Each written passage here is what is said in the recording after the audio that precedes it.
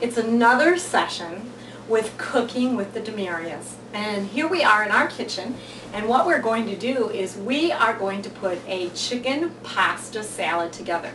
This is a wonderful salad to take on a picnic or actually eat inside your home. And it's kind of like celebrating spring, Dr. It is, all year round, even when it's cold outside. But we happen to like it to go on picnics, and right now though, we're celebrating spring, and we're going to have it in the house because it's still a little cold out there. It is.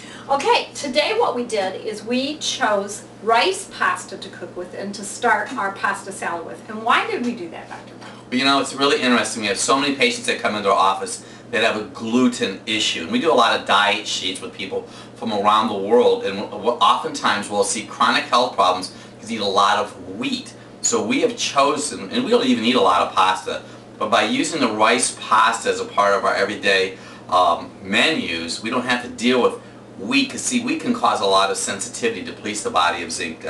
So you can do this with wheat pasta. We chose rice pasta today. We also cook any of our pasta in a stainless steel. It's a pot, fill it with water, and then you have like your colander right in there. You put it in, and it's so easy then when you're draining, you just lift the colander right out. We really enjoy this. This happens to be a Cuisinart brand. And Dr. Bob is my tester to make sure the rice pasta. Rice pasta is a little bit different than doing and making your wheat pasta. The wheat pasta almost is good timely, especially if you like al dente. You usually cut 3 or 4 minutes out of the cooking, but rice pasta you almost have to cook and probably cut maybe 2, 3, 4, 5 minutes out of the cooking time. So you check it because you don't want it overcooked, because it then falls apart, it gets soggy. So you'd rather want it a little bit harder. And Dr. Bob likes to add, believe it or not, the mayo. We use safflower mayo to the rice pasta, and he does it so it doesn't stick together. Now I know there's a reason we use safflower mayo. Well, I'll tell you, it's really interesting, Debbie. There's so many different kinds of mayonnaise out there.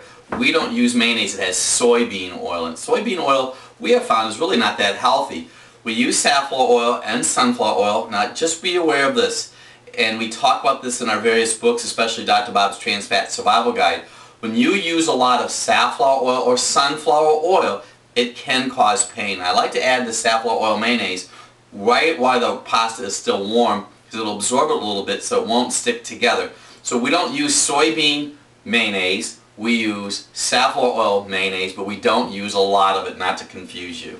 I also want to mention that a lot of time you go to your grocery store, you really want to read the labels. Yes. And some of your counter mayos that you find in your general grocery stores does use soybean oil. Yes. Dr. Bob. Okay, now I know that there's a lot of ingredients here, and so one of the things I want to point out to you is we like color in any of a multitude of our ingredients are always filled with color, because it's a difference as far as nutritional value. That's right. What it's for.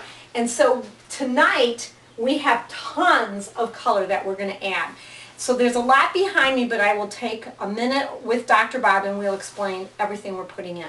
So Dr. Bob, we're going to start with the chicken, which is the main part of our ingredient besides the pasta. And we happen to use a rotisserie chicken that we picked up from a Whole Foods. And it is the whole chicken is in here, so we have dark meat, light meat. But sometimes you can use breast or thigh. Yes. And we cut it up into small pieces, okay? And you know, chicken is just a little bit easier to digest. And what we have found is a lot of times when people eat turkey can affect your blood sugar. If you eat a lot of turkey breast, you can have a blood sugar issue. You can crave sweets after you're done eating it. So we found chicken to be really a great alternative. So I'm just going to be adding this in. Thank you, Dr. Bob, for holding this. That's my pleasure. Okay. And so you're going to see, I want to point out, we have a ratio of probably, I would say at least half and half. Half chicken and half pasta. So we're not overcompensating with carbs. That's right. We're adding a lot of protein we don't want too many into carbs. it, okay? So I'm going to just mix that up just a little bit. And then I'm going to pull something that I really like, and we're going to talk about two things really quickly. One is carrots, and the other one's celery. What's really interesting about the carrots, I know some of you watching this right now might have little floaters in your eyes. They're called vitreous floaters. Your liver is right here in your body, and your liver is a storehouse for vitamin A, D, E, and K. I can guarantee you this. You use carrots a little bit every day. It's going to help your eyes function better. Celery is a great source of sodium. Yes, you do need sodium. And celery is going to also help your digestion. Both of these are going to actually help your bowels move better. And we talk to people all over the world that have issues with bowel movement. So Debbie, this is going to add some of the fiber to this. Definitely an awesome chicken salad that we're preparing right now. I'm putting both of those in right now, okay? And we're just going to scrape this up. And Dr. Bob, can you add, you're talking about sodium, can you add a little bit of sodium in there for us right now? A little Celtic sea salt? Before I do this mixture. Go right behind you. Okay. We use Celtic sea salt, and the Celtic sea salt is also on our webpage. It's a great source of minerals. Probably one of the best minerals I've ever seen in the entire world, because your body needs minerals, and this Celtic sea salt is going to help draw the natural flavors out of all the different food items. I'm going to try to go double on these vegetables, Dr. Bob. We have some cucumbers cut up, and we also have some red pepper. Cucumbers are a great source of potassium. Red pepper or yellow pepper and orange pepper, great source of vitamin C. Once again, color and antioxidants, Debbie. They're really tasty too. Okay, so you can see that right now, Dr. Bob, this is awesome because it has very colorful, beautiful color to it. Even with the celery being the kind of like a white green, it still brings a lot of color to it because the pasta is not the same color as the cucumber, and the celery with that green in there is a different color than the cucumber, so that everything has its own coloring to that. Then we love eggs. So if we make a macaroni or potato salad, we do eggs. And these, Dr. Bob, are organic. Organic eggs. Free range. They're actually brown. And I love yolks of the eggs. I'll tell you what's really interesting about egg yolks, and you can go to my website, www.druglessdoctor.com, and watch one of the 3 videos I have on vitamin D. Egg yolks are a great source of vitamin D. There is lecithin in egg yolk, so everybody's worrying about cholesterol. The egg yolk itself is not your cholesterol issue. It's a whole other topic. Once again, you can go to my book, Dr. Bob's Trans Fat Survival Guide. We talk about cholesterol, but eggs are a great source of protein. So I'm adding that in there. So now we have, if you know, we have chicken and we have eggs protein. I think the eggs make your salad. It's delicious. I think it just adds a wonderful flavor to it. And then we have some special things that we add to ours. I know, okay? it's good.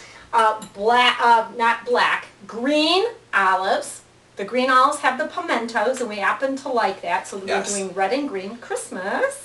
And all year round. And olives are a great source of monounsaturated fats, which is a good, healthy fat. So this is awesome. It adds a little bit of salt, a little bit more flavor to the whole chicken salad. We're going to add avocado. Avocados are awesome, Deb, because they add a fat to your brain, or the protein to your brain called carnitine, and the fat is monounsaturated fats. Good brain food.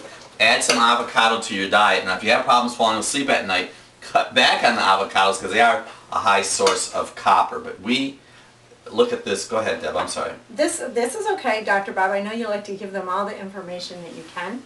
This happened to be sun-dried tomatoes, and we love sun-dried tomatoes. And this just adds a little bit of a sweetness because sun-dried tomatoes are sweet. Don't want to overpower it. I'm going to just throw that in there, all right? Good. And then we actually have some turkey bacon, which is a great alternative. I do want to mention, because I know you're going to talk about it in a second, but this turkey bacon, first, is organic.